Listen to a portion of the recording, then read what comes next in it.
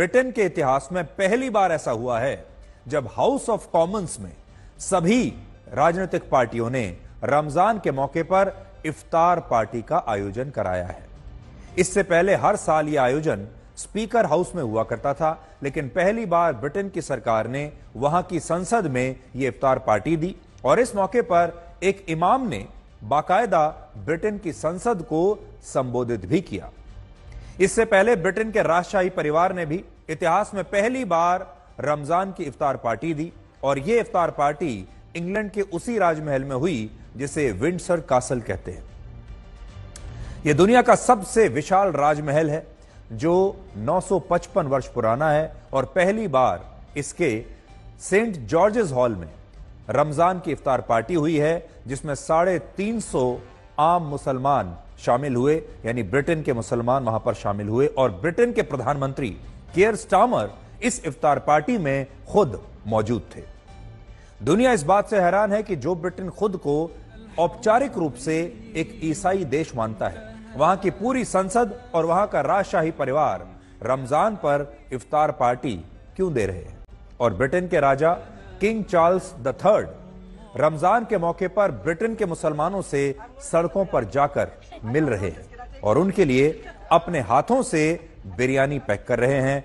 आज आप भी सबसे पहले इन तस्वीरों को देखिए, इसीलिए हमने आपसे कहा कि आज सबसे पहले हम आपको एक नहीं बल्कि दो इफ्तार पार्टीज में लेकर चलेंगे। लेकिन ये दोनों इफ्तार पार्टी जो हो रही हैं, ये हो रही हैं ब्रिटेन में। दुनिया ब्रिटेन के इस रुख को मुस्लिम तुष्टीकरण मान रही है और शायद इसका सबसे बड़ा कारण है ब्रिटेन की बदलती राजनीति और वहां की बदलती डेमोग्राफी, वहां की बदलती जनसंख्या का स्वरूप। ब्रिटेन में ईसाई धर्म की आबादी अब तेजी से घट रही है और इस्लाम धर्म की आबादी तेजी से बढ़ रही है।